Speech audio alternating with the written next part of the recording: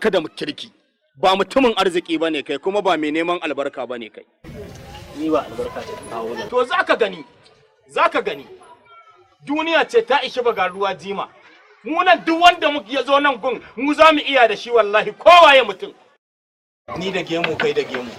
Kuma sun hina wanki. In ce dai ba ni zaka wanke ba dai Allah zaka wanke ko? Maran mutunci maran neman albarka. Ƙarshen ka ba zai yi kyau ba. Sai ka yi mummunan ƙarshe.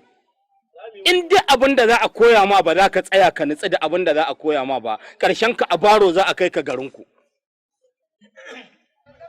Bismillahirrahmanirrahim. Subhanallazi asra bi abdi laylan min al-masjidil haram ila al-masjidil aqsa alladhi barakna hawlahu lil-yawmin ayatina.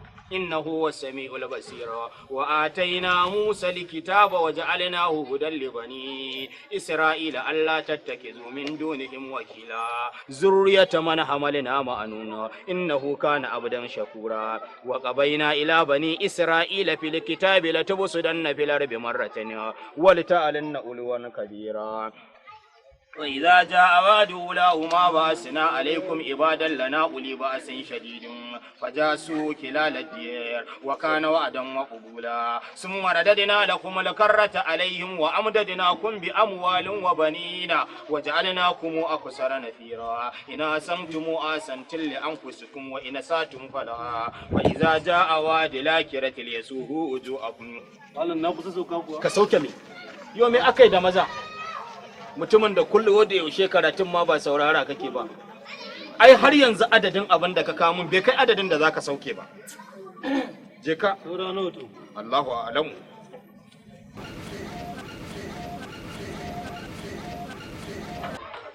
Innal ladina amanu wa amilus salihati kanat lahum jannatul firdaus خالدين فيها لا يبغون عنها حولا قل لو كان البحر مدادا لكلمات ربي لنفد البحر قبل أن تنفد كلمات ربي ولو جئنا بمثله مددا قل إنما أنا بشر مثلكم يوحى إلي أنما إلهكم إله واحد فمن كان يرجو لقاء ربه فليعمل عملا صالحا ولا يشرك بعبادة ربه أحدا.